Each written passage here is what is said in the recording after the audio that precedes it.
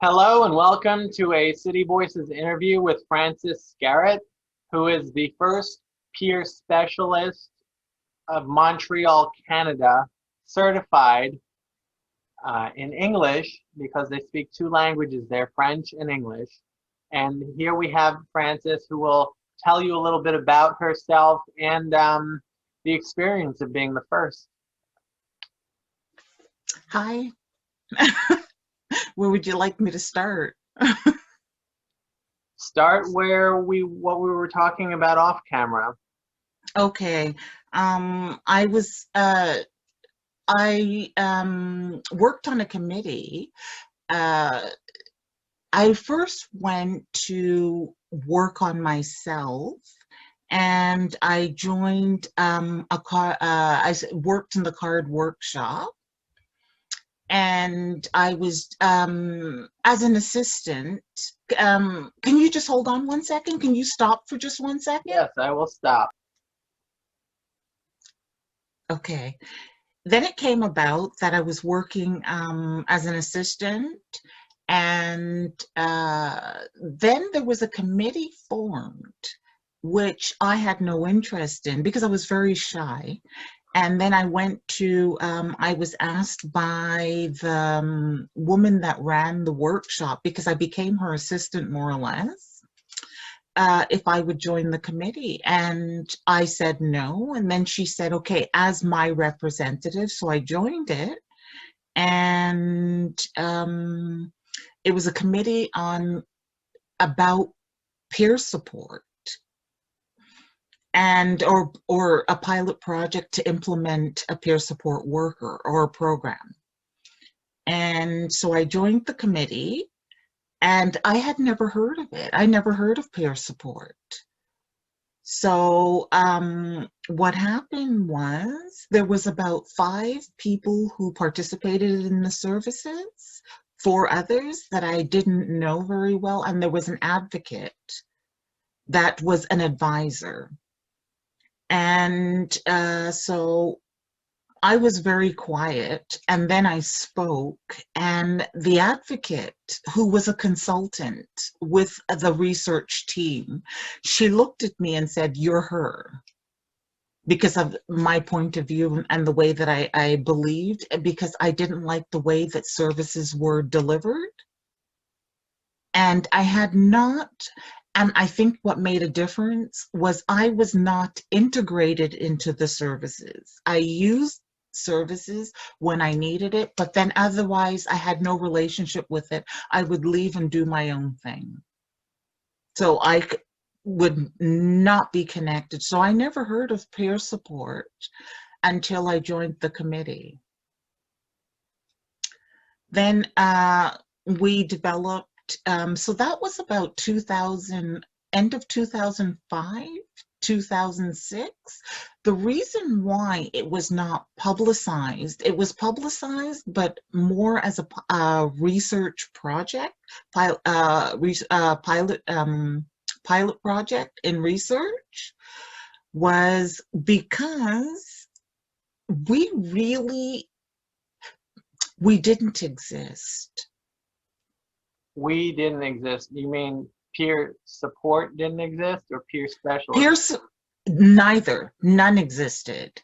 Not in a legal way. It's not to say that there were not other organizations where people with lived experience had built advocate organizations, but I had never heard of them, and I was never referred to any of them. The first people I had met were the 5 that were on the committee. I think I said 4 or 5, and the advocate. And I still didn't understand. Was the advocate a peer? She was, yes, she was. Apparently she had been doing it. They had been doing it solidly for about maybe 30 years, maybe less than that at that time. Because we're talking about 17, 15 years ago, if not.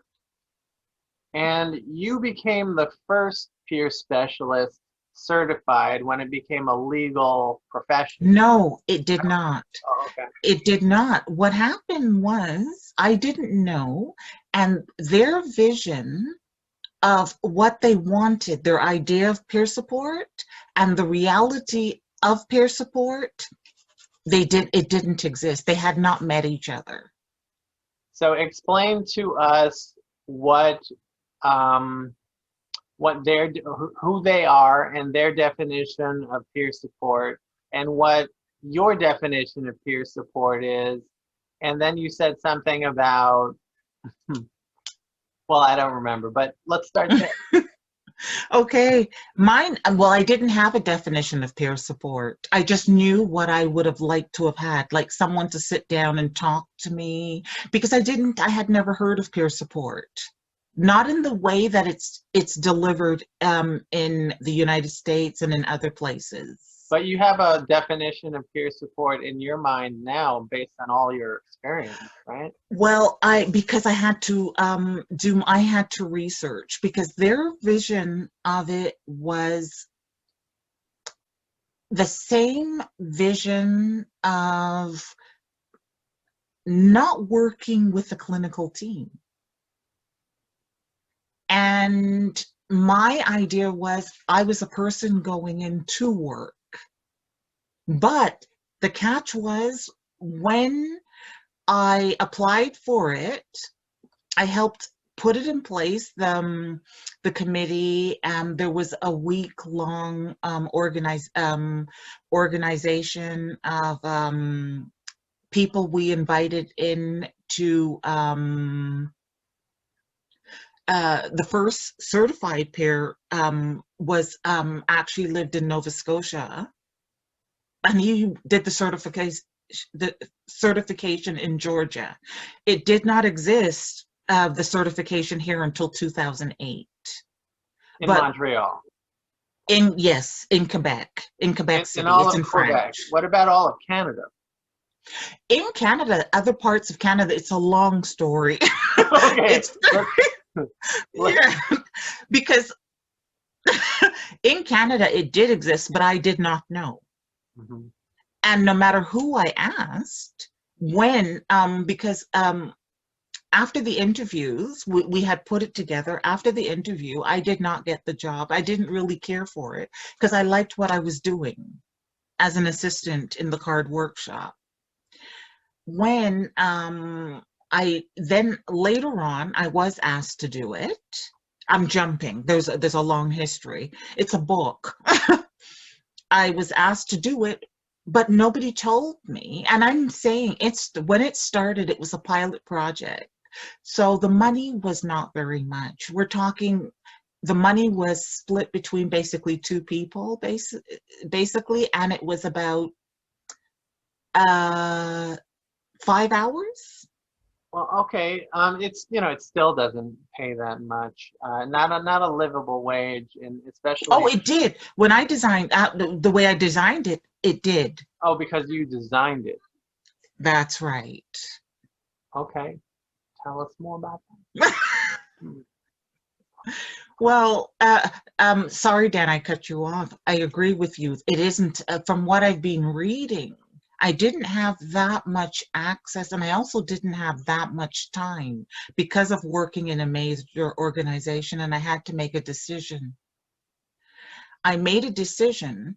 Do I want to be seen as a professional, or just, when I say just do testimonials, I'm not saying that testimonials are bad, because that is what people saw. Okay, there are people who do testimonials beautifully. Mm-hmm. But testimonials does not teach you how to become a peer support worker within an organization. Okay, and the way that I designed it was I designed it to work and stay organic within a clinical team. So the clinical team designed it with me. And I didn't know that there was until later on, and I'm jumping. The clinical team, basically, there was no office. There was nothing. I couldn't do anything because their idea was for me to be more of a buddy. It wasn't a far stretch, from what someone who used the service A buddy, would be. is it the kind of buddy that develops trust with clients, participants, whatever you want to say about peers in relation to the peer support worker? Mhm, Is it about building that trust, and is it also, like, not so kosher mhm, after establishing that trust, getting mhm. information and sharing it from from the participants, that the regular clinical team, that they didn't, because they didn't have that trust with the regular clinical team, you learn more and shared more about them? Well, yes, but then you have to go, I have to back up to the back up because we were not allowed legally to be inside of a, to enter a staff meeting. So I was asked to leave because I could not keep confidentiality. These were things that people, when I had said that the reality and the vision did not meet, they had never met each other. There was no Legally, we could not sit in a staff meeting. Legally, we could not look in a medical dossier. These things were not changed. What was the vision for peer support, and then tell us about the reality?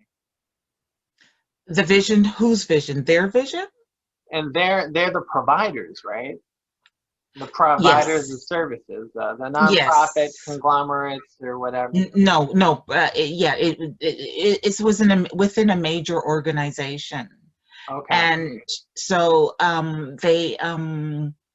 their vision was for me to it. I think it's let's put it this way, let's go back a bit. There were separate bathrooms for the people who use the service and separate bathrooms for the people that worked. Separate cafeteria. Okay. That's not This is unusual. no, but where I was working, a lot of that we had a committee and we worked on that. We changed that where there was one for all, and that was the work that I was doing. Uh, But I legally did not exist and could not exist because you could not go in with lived experience and work on a clinical team and sit in the same staff room because of confidentiality, because of a whole bunch of legal issues, trust, confidentiality. These things were not touched. so they didn't trust you not to share the information with the clients, or with the, I don't know. Explain that confidentiality issue in more detail. If you're not hired by the organization, you're coming in, it's very different, which I realize more now. It's very different, okay? If you come in as a consultant, like the advocate that came in as a peer, as a consultant, she's not staying there. So it's very different if you come in as a presenter.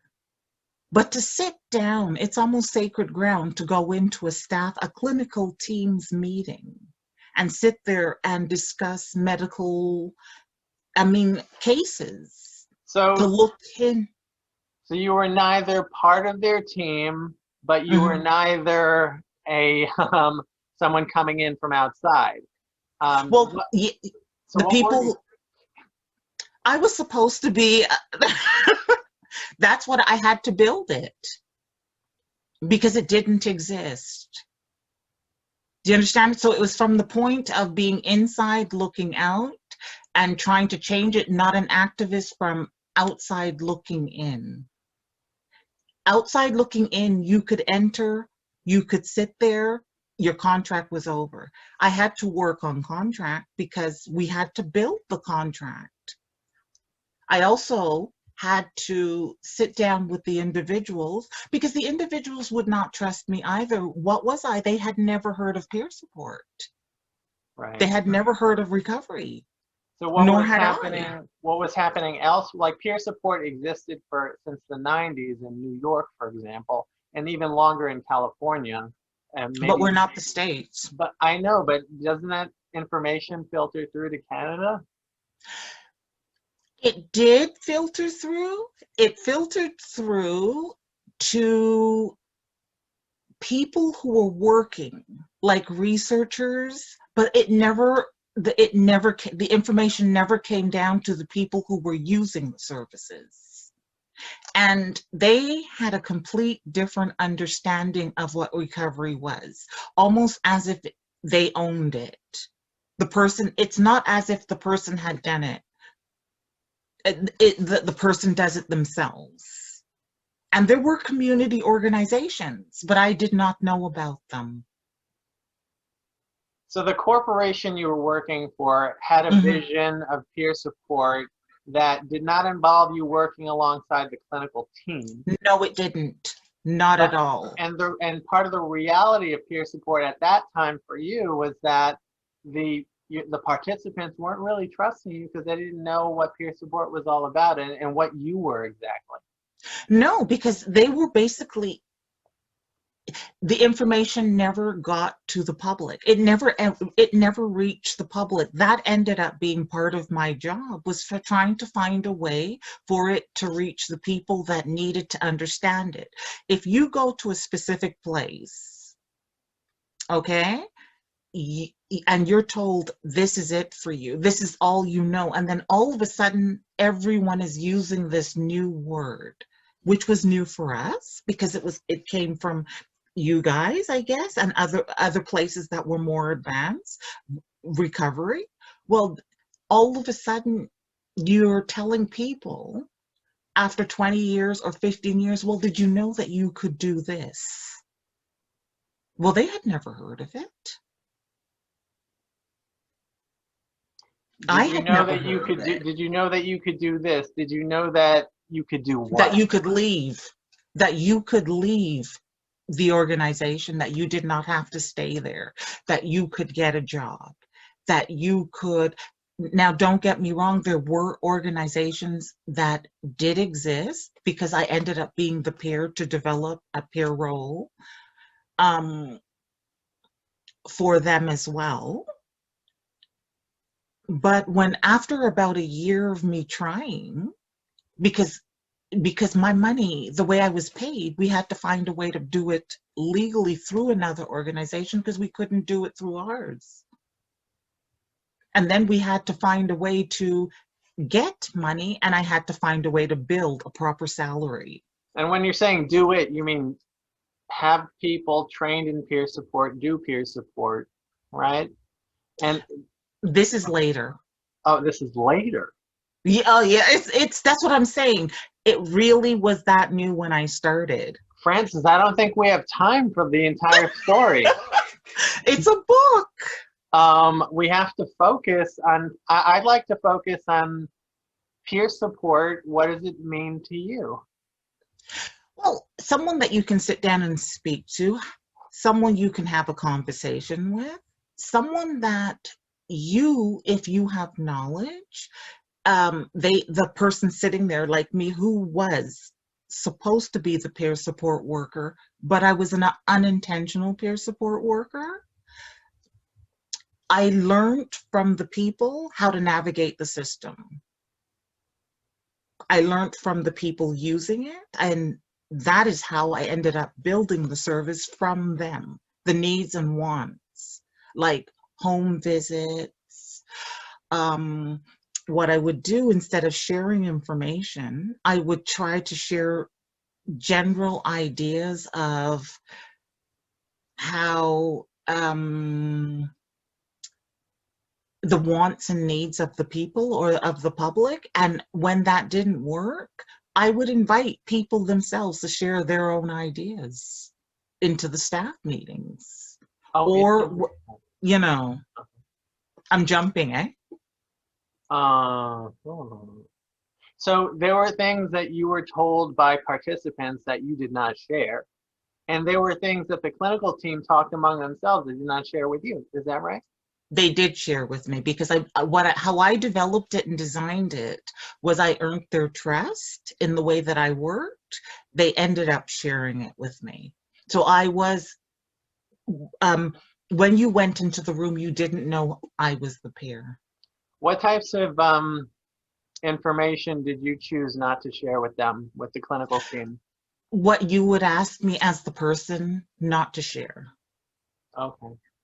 Okay. You know, when they say the person first, nothing about me without me, Right.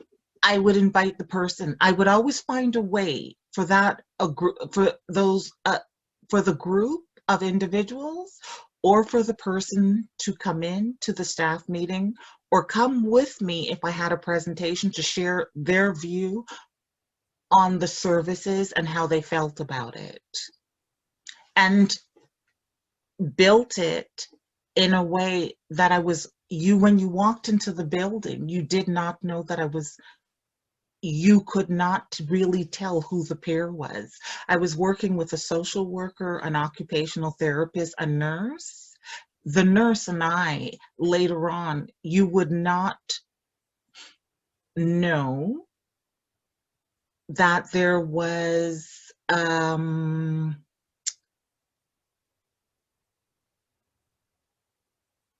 you would not know, because at some point in time, working, we as a team redeveloped mandate, redeveloped documents to include the peer. Okay. So do you understand? I think it's because you've heard about peer support. If you step back a bit and you look at it, go right back to the beginning where no one has heard of it. They did, not in the terms of working physically with a team, doing the non-clinical stuff, but sitting there with a team. And you did it 100% with the team. Okay. Eventually you did it with the team, right? Eventually, yes, Eventually, eventually. eventually you had some trust for the team and the team had some trust for you, and then you were one To big the team. point where it ended up being a complete, it became a complete system because I was on more than one team. So let's fast forward a little bit Hmm. and talk about like Montreal's eventual. Were you were part of Montreal developing peer certification, making it official, right? An official occupation. It's not an official, where I was, it is official. My goal, main reason for being hired was to get for it to become unionized. It is more than in one area, and I was working in more than in one area. There is a certification that exists. They, as a group, are still working on getting it recognized by the government. To this day. Oh, yes, because if I was the first and they took me aside and told me that I was the pioneer, the organizations, this was 2006, end of 2001, when they had said that did you know that you're the pioneer? I didn't know that until they told me. I thought, naively, I was very naive. I went around looking for the other peers and I couldn't find them. The information that was given was not the same information that existed when I entered the organization. You had to lift. You couldn't carry keys. People, if you're going to hire a peer, that peer has to be able to have the same rights, responsibilities, similar responsibilities, access. They have to have all of that. So I had to work on, with the group, lifting all of that. That meant budget, the pay, union, everything that you should have when you walk in. This is when I say how new it was. And let me reiterate, like to this day, there's no government sanctioned official peer specialist certification in Montreal. There is a certification, but it's in Quebec City and it's in French. Quebec City is 3 hours away from Montreal. Oh, okay. There's no, and I'm also, I work I'm in the national for the US as well. I follow a lot of your trainings. I do. And there is a national certification which I co-designed. Oh, for Mental Health America? No, there's a Canadian national certification. Oh, okay. So now there is. And Though this has existed since 2014, 13, you were a part of establishing that, right? from the ground up. Yes. Okay. So, okay, let's talk about this. Mhm. Now I'm assuming there are a lot more peer specialists working with the certified peer specialists working in Quebec, in Montreal, and other parts of Canada than there were when you started, of course. There were a lot of peers.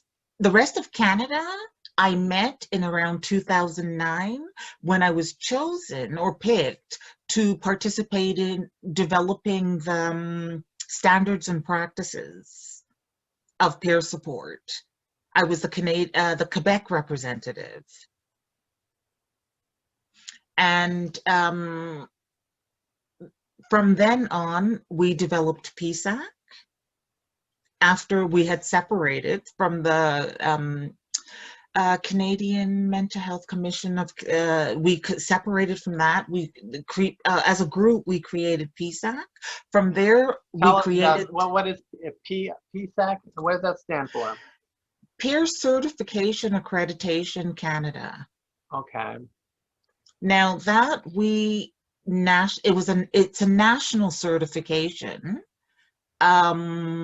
which exists. I think it's Certification Canada, it's called now. And then we created the national conference. And yeah, I don't know so no, it is not recognized, the certification, the Quebec certification. Our certification is not the same as the American. Our process is not the same. Your process is a lot longer than ours. Well, I know in New York, it's an online virtual training. You have to review a lot of modules and then get tested on what you picked up in the modules. And then once you pass all those exams, you get a provisional certification. And Mhm. and then once you have that, then you can start working as a certified peer, but you won't get your permanent certification until you accrue a large number of working hours as a peer specialist or peer support worker. The national, we created and developed it more like that. A little bit but the certification that exists here, no. Um, I didn't create the certification that exists in Quebec City. I took the certification 2 years after I started to develop the service. okay, Yeah. but let's talk philosophically now. I mean, Mhm. uh, when you started, there were fewer peer specialists working. There Now was none. there was none. I And now was the you first. were the first, and now there's more. And uh, Yeah. um, when now there's a lot. I run a support group for peer specialists, Mhm. and a big problem they have is when they start working on a clinical team, is Mhm. something that called it co-opted. They get co-opted. You know, they're thinking in a clinical mindset rather than a peer support mindset. I And agree. you know, for example, like a really raw and harsh example is where peer specialists are expected to coerce clients, participants, who refuse medication into taking medication. Okay. Did I interrupt you? No, go ahead. Interrupt away. No, you're right. 100%. There are a lot of people that I started. Well, when I started, I couldn't find anybody. Okay. And I searched. So I gave you the dates around when I started. When it was after the group that I went back to the certification, I had quite a bit of stagiaires, but later on I had stagiaires. Stagiaires are the people who, I don't know if you, We don't have that that. you, huh?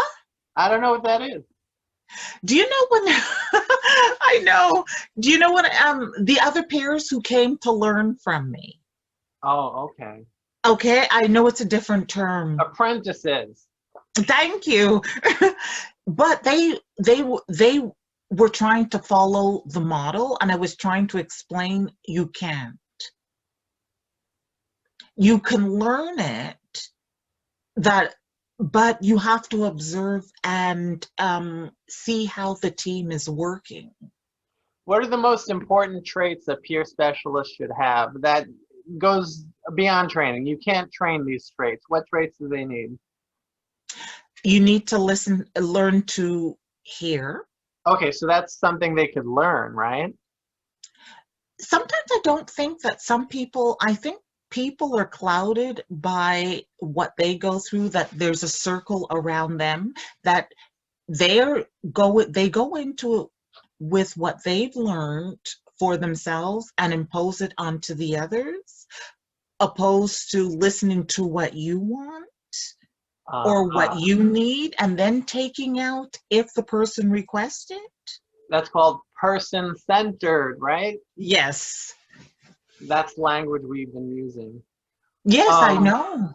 okay, so what other characteristics that I guess that's called deep, like in Buddhism, they call that deep listening, you know? Well, and hearing what the person says. If the person, because realistically, it's not my job to tell you to take medication and or not to take it. I have my personal point of view. That's my personal point of view. I should keep it to me.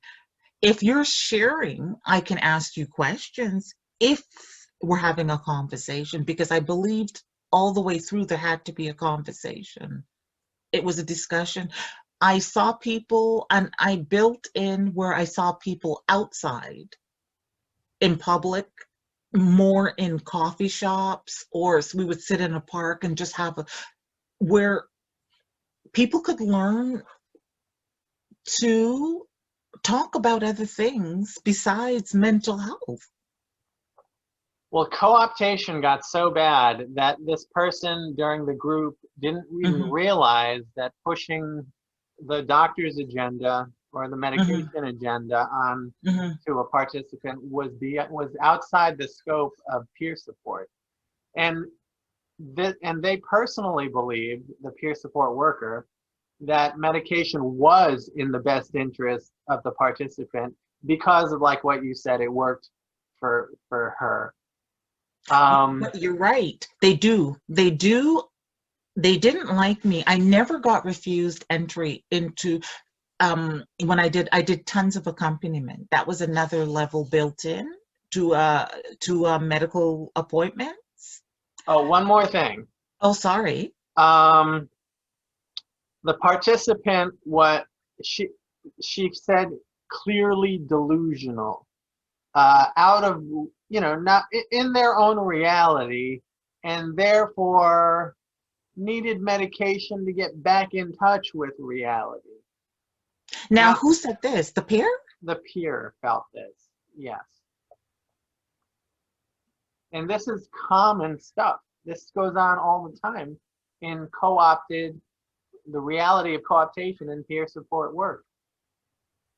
You're right, because I've heard it, and I've seen it, and I saw it with people that came to study with me, and you can easily, because there was a nurse that I worked with,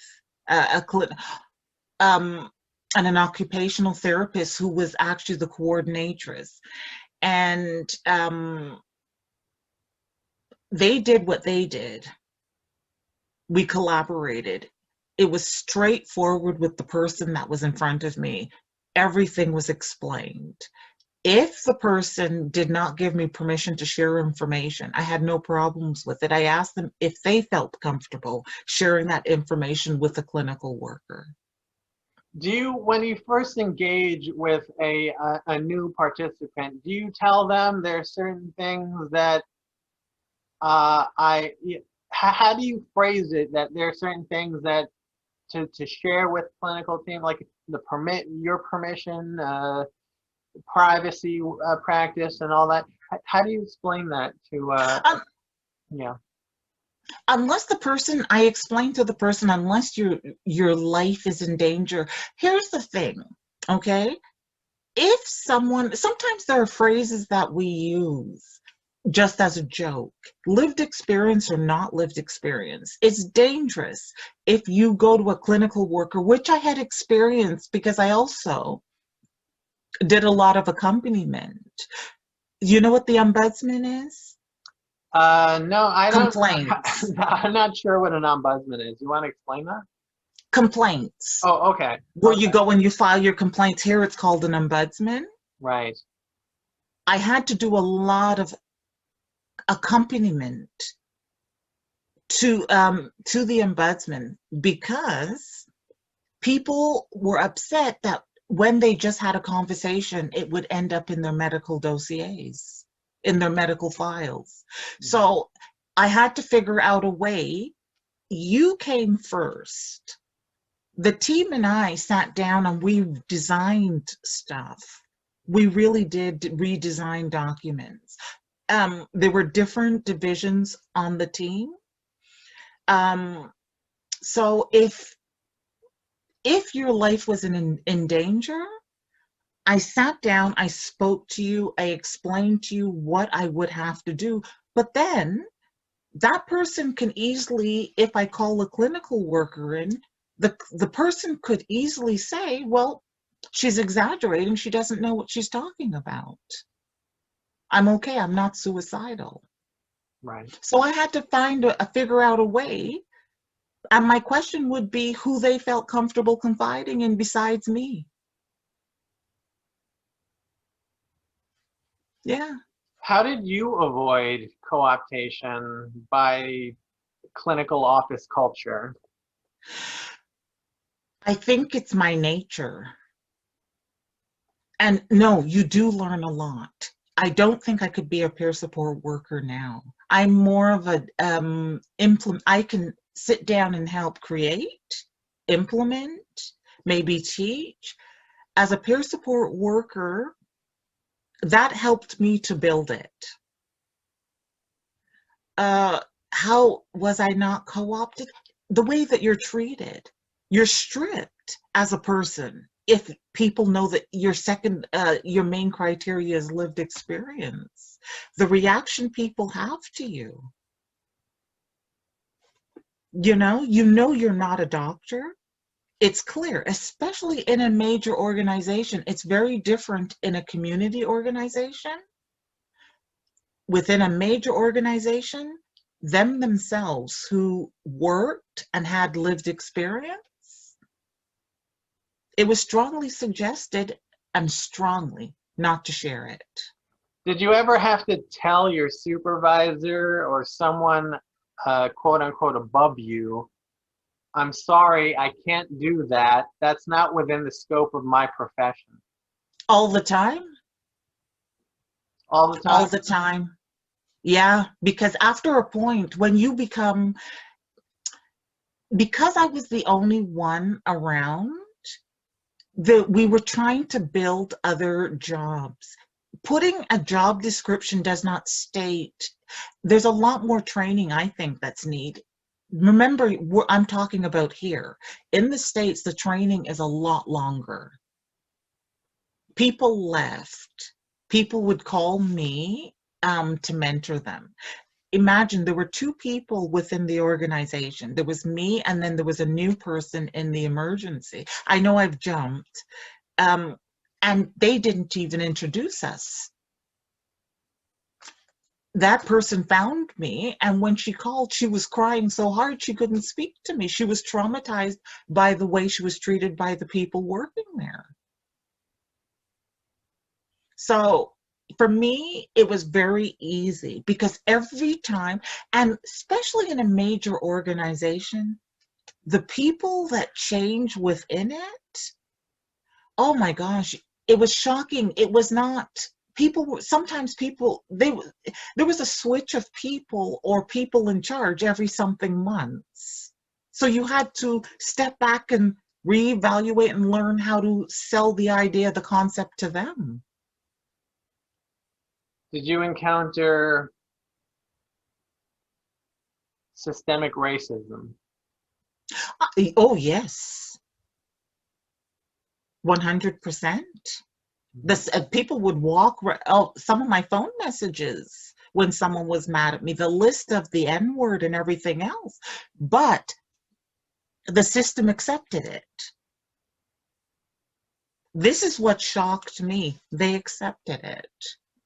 They said, oh, well, it's part of, and I go, no, it's not. The person is racist. They would say to me, well, we should accept because of and I said, no, lived experience or not, you still can be racist or not racist. It doesn't change because you have lived experience.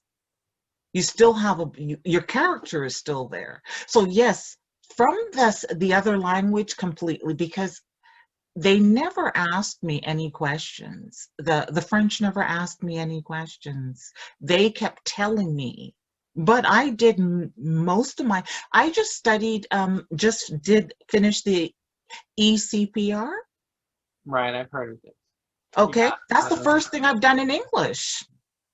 That's the first thing I've studied in English.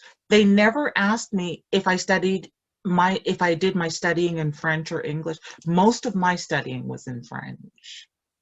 So you are bilingual. Well, when my vocabulary and everything comes back, well, All right, all right. yes. What about in like systemic racism? Is Mhm. racism in the policies that govern the Yes, mental health system? 100. Okay, yeah, okay, okay. The moment you walk through the door, before you walk through the door, they have a discussion. Okay, you add, if you have lived experience, the moment you walk through the door, you're already in a classification of, in this group, you have this.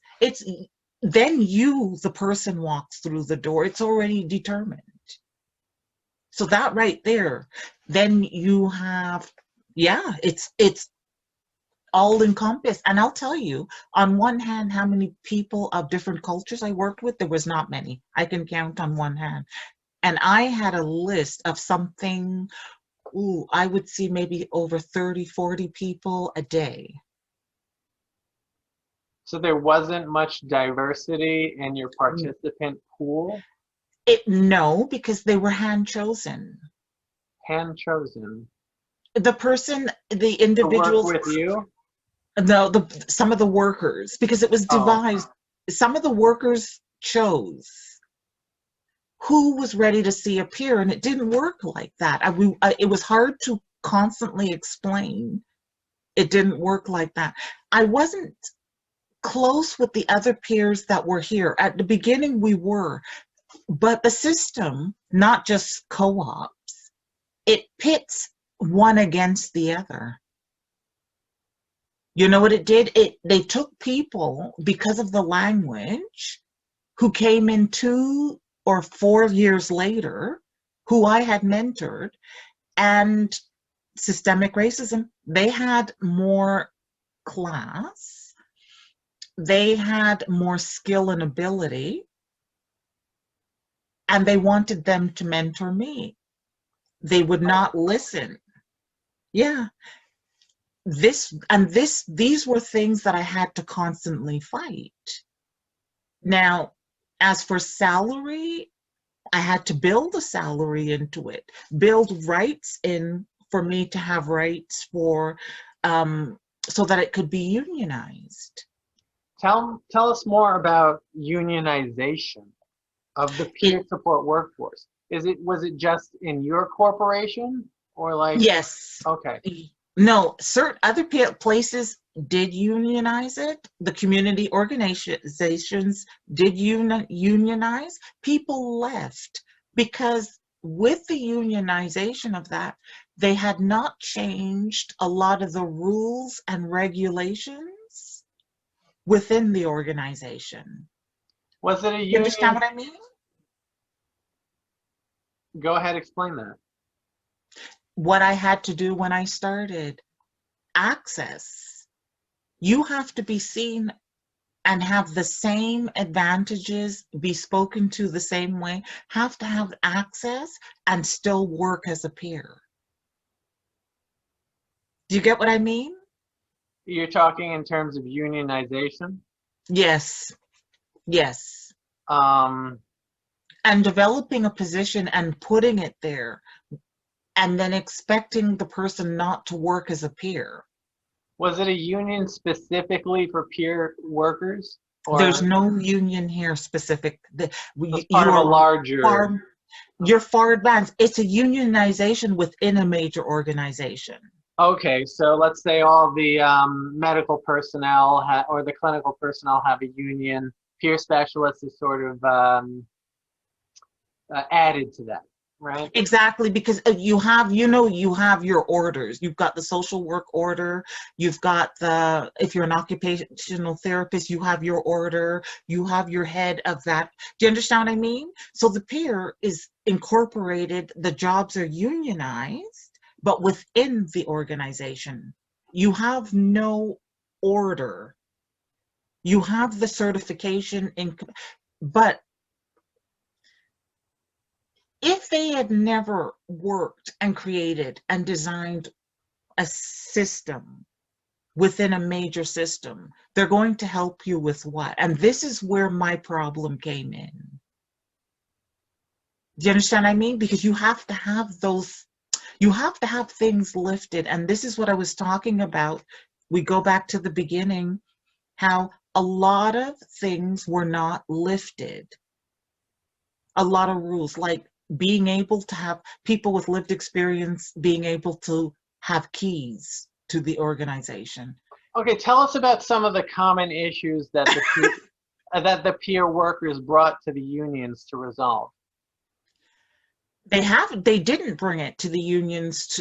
They didn't bring it to the unions. It was the workers that brought it to the union because there was no peers within the organization. Do you understand what I'm trying to say?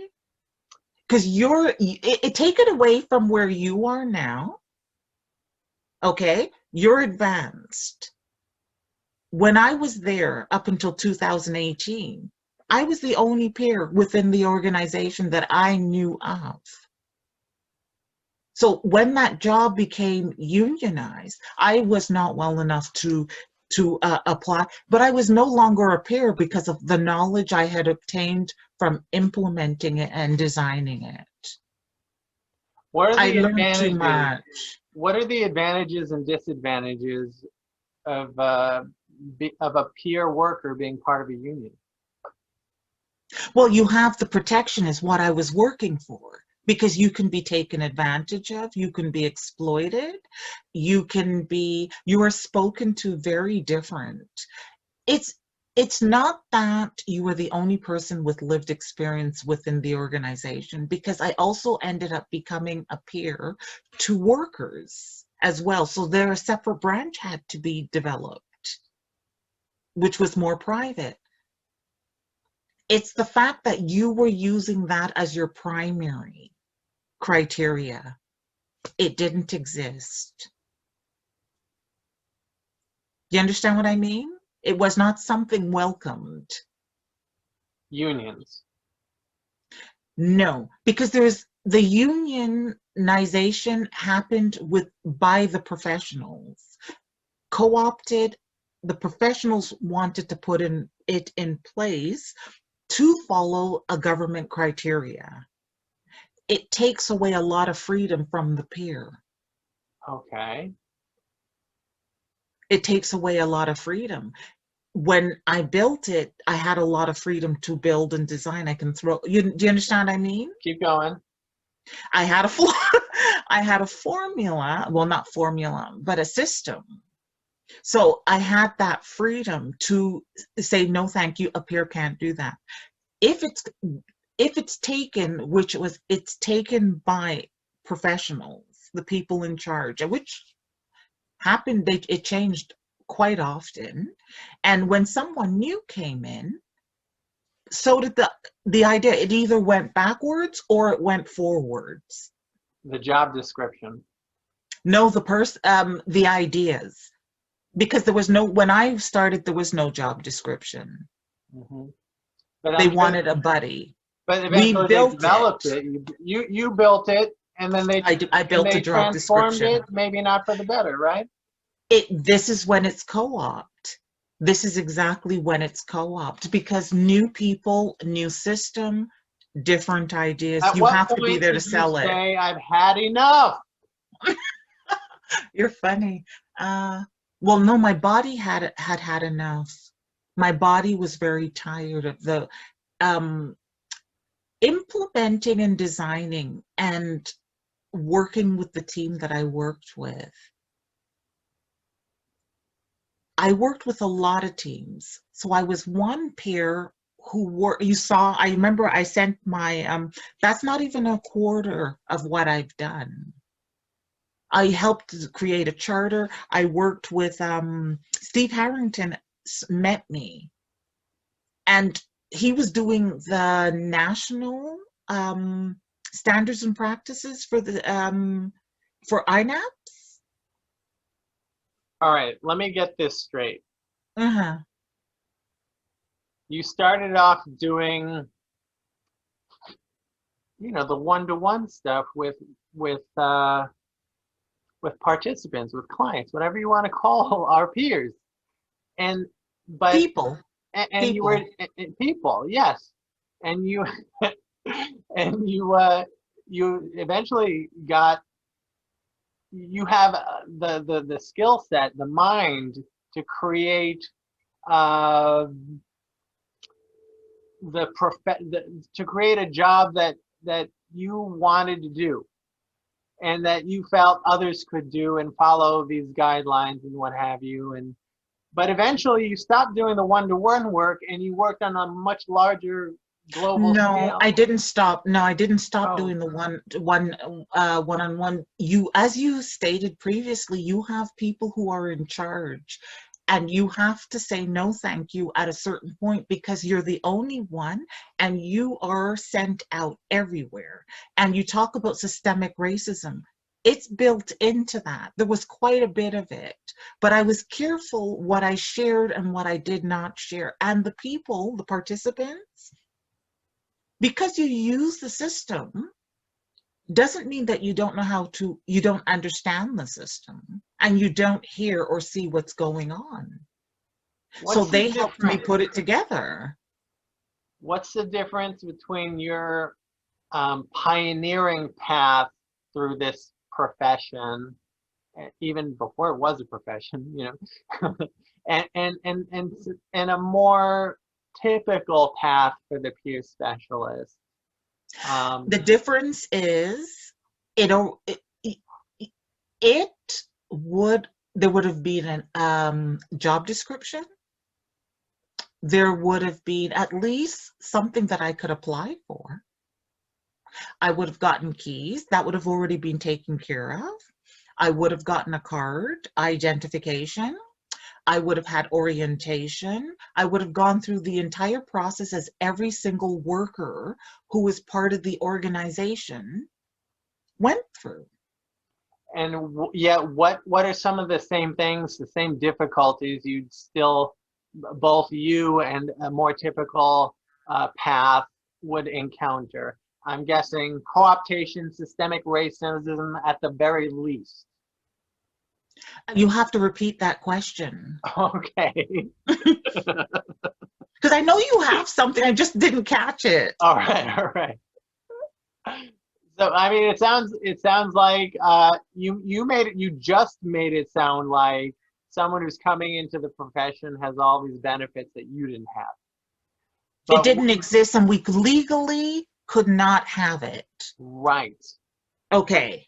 Um, but what are some of the same difficulties that both you and someone who's more recently becoming a peer specialist encounter? And I know at the very least systemic racism, as you described, that hasn't gone away, and also Salary.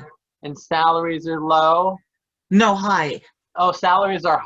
I'm talking about difficulties here. I'm not talking about, you know, you keep throwing like you keep throwing luxuries, advantages, equal, better, more rights, but I'm thinking like what hasn't changed that a new peer specialist would still encounter: systemic racism, co-optation, anything else? Uh, the way that you're seen and spoken to, exploitation. If you're unionized, you have more protection if you file a complaint. If people see you as a person. Do the unions that cover like all the medical professionals in addition to the peer specialists, do they treat peer specialists any different? I don't know. I was not unionized. So I know the people there. Okay, hold on. There were people that were who left because the job description existed. The mentality and the stuff within were not changed to accommodate the peer and the job description. Do you understand what I'm trying to say? You have to look at what exists in legally, access, everything, before you put that job description there. You have to make sure that person is actually, they have support. Now in New York, there are more job opportunities for peer specialists than there are peer specialists to fill them. Wow, but one criticism of these job descriptions on, let's say, what's it, Indeed.com, I don't know if you have that in Canada, is that the descriptions are vague, and they're not, and it's clear from some of the descriptions that whoever came up, the HR department didn't have a concept of peer support at all. No, and this is exactly what I'm talking about. And it was the same thing for me when I walked in. I had nothing, and I couldn't have. But the people who walked in after me, we're talking 2000, they left. People left. They could not do the job. Some people stayed because I guess it worked in their favor, and language. And some people left because they needed a job. So they went and studied something else. You need something steady that is going to exist, that is consistent. Because the way that they designed it here is that the majority of people that are coming in, when I speak, they don't know that when there's, it's the way that they speak to me. You can see it's systemically racist because they speak to me as if I have no concept of what peer support is. Well, no, I have a concept, but the things that you're talking about, I think I'm past it. I don't know if I'm making any sense at all. No, I'm sure someone is going to understand you. Okay, you're a lot smarter than I am. I'm just a little above. No, I find you're great. Thank you for that compliment. I've never had that. I'm surprised with like everything you've done for the profession in Canada. Let's see. Okay. Another issue is a career ladder for peer specialists. They get it, they get in there on the entry level, but if there is a career ladder, it's just, supervision of some type. You know what?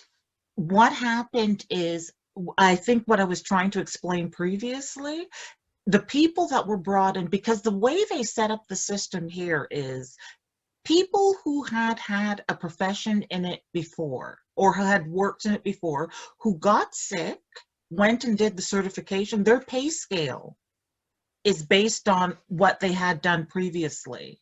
Do you understand what I mean? So Okay, right. Like, and also education, right? exactly. And I don't think it's fair in a way because it doesn't give a new person access. It doesn't give them any access. Do you understand what I mean? Access to Begin.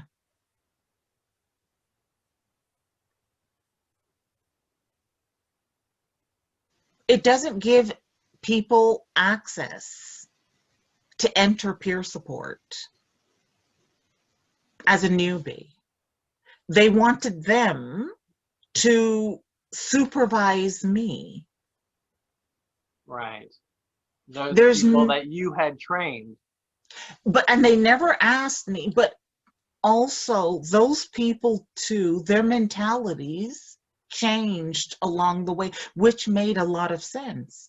Any organization, if I'm the first one, any organization you go into with a job description, and if you're able to make it work, you are the first in that area. Doesn't mean that do you understand what I mean? So what would your advice be to someone who got their certification and is Mhm. now looking for work? Apply. Yeah, but what Apply. should they specifically, what are some things they should be aware of before accepting a job or even in the process of looking for a job based on job descriptions or what have I think it's pretty hard to because we are not as advanced as you are in the States. As much as you think, as much as you guys have a fight going on or to get equal pay, salary, equality and everything, it's very hard. If it doesn't exist in certain areas and they have created a job list, very hard unless you've worked in that organization to advise someone how to prepare themselves. You can give them as much information. When they get in that door, it is not the same when they sit down and how they'll be spoken to, how they'll be treated. It's not very hard to guide. You can support them along the way, but my advice would be to set up support before you enter. support as in like emotional support? Emotional, and to do your homework. Okay, what are some interview questions that a peer specialist really should ask the employer? Well, if you're applying for the position, uh, it's pretty difficult if the job description looks like it includes what you need. Do you understand what I mean? The only way you will know is to apply and to enter the space to see how the team actually functions with you. That is the only way. So there's What did I lose you on? so there's no, you didn't lose me yet, but a peer specialist is there and getting an interview from the human resources department, a couple of people, maybe there's some staff members sitting in too, and there's nothing very specific that you feel really must be asked because to get a much better idea of what they're in for. The only way for them to know that, because if you look at some of the job descriptions here, if you read some of the job descriptions, they seem like they're very fulfilling. They hit a lot on a lot of points. So if you apply it, they seem to be okay. It's when you get in and it's the mentality of the people you work with. Meaning, I can give you a quick example of I was on 2 teams, massive teams, and I remember sitting there and everyone in the room. I remember one person, he said if I could convince him of why I should exist, why they need peers, then he would take me out to lunch. And I did. But this staff meeting held about 20 people, and they all said, as if I was not sitting in the room. Why is she here? She can't keep confidentiality. She shouldn't be here. And they were all going at it as if I was not there. A normal behavior for some clinical workers towards a person who is using the service anyway. Oh my God. Why would anyone want to be a peer specialist? Tell me that, please. You tell me. Well, because I didn't know about it. I needed a job at the time. No, And but that's you. I'm talking about today. Today. I think there's a lot of people leaving it. From what I've heard, some of the people that I've encountered, I'm not fond of some of the peer support workers that I've encountered. I think I'm surprised. There's no I don't know. What changes? I don't know. What needs to happen to create an environment where the type of peer support you described before, as you know, Mhm. really being there to deep listening, someone to really talk to, And to help you through, like if you can't, right, to help you through life's challenges. yes, because they are challenges. Yeah. Now, what needs to change? I don't know, on the policy level or at any level, to create an environment where pure peer support can happen for the next generation of peer specialists. University. It has to go, you have to go back to the university. You have to start from there, because if it's already incorporated, and it possibly it would be co-opted, yes. So I don't know. I don't know if you can control it. I think some of the skills and ability are natural skills and ability of a person. I know what I would have liked to have received, what I would still like to see in peer support. What A is lot of the that? people, pardon? What would you like to see? Well, support, actual help. That if you tell someone that people, because I would follow people for 5 years until they didn't need me, but they really did need me for 5 years. When someone comes to see you, they don't see you for one thing. After that is fixed, they have something else. Then they have something else. If they're confident in you, you both sit down and you do it. They really don't need you anymore. There are clinical workers that they do have a relationship with. There may be something from that clinical worker that they prefer and they need. I'm okay. I was okay with it. But peer support the way it is now, you can't have an opinion. You cannot disagree. You can't have a conversation. I prefer conversation and us working together on a project. This is how I built it. I'm not in control now. Okay. You mentioned like a peer specialist university. Is that an idea? Well, I went to the Boston Global Leadership. I was accepted there with two other people, and they were talking about a recovery college, which they had there. And why not?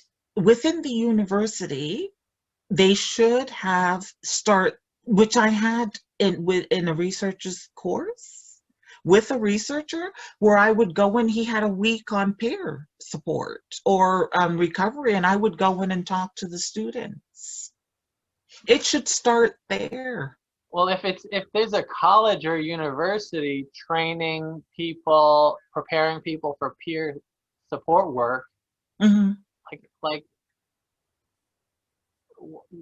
that would be like, you know, social workers have 2 years of university, right? Mm-hmm. So how many years or months, I don't know, of university should a peer specialist have? And would that affect how they're paid? I don't know how many years a peer specialist should have. I don't know.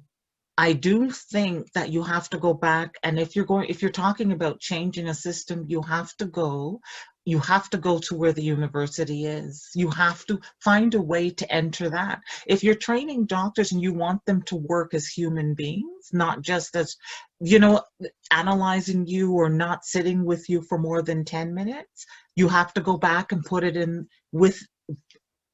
into their training. The person themselves, their character and personality is always going to come out. There's going to be good peer support workers and there are going to be horrible ones, but that's in any profession. Not because you have lived experience. And this is what happened with me. A lot of people hated me because they were sent, well, they had lived experience. I said, well, there's still a certification that you have to apply for that has nothing to do with me. Do you understand? So people got mad at me, but there was still a process. They were trying to cut corners. Well, no, they didn't see it as a real job. They did not see it as a job. So they didn't even see the training as necessary. They didn't know about it. Oh, okay. You have to share all the information. It's long, eh? Did we go over our hour, Yeah. or is this? So let's close with your parting thoughts. Oh, well, I don't know. I think I'm no longer a peer support worker. I'm more of a designer, a designer I've created. I like the creation of it and implementing of it. Working as a peer support worker, no, I don't think I would do it again. I hope it changes and gets better for those who do in the future. I hope it does. I hope they're able to stop it from being co-opted.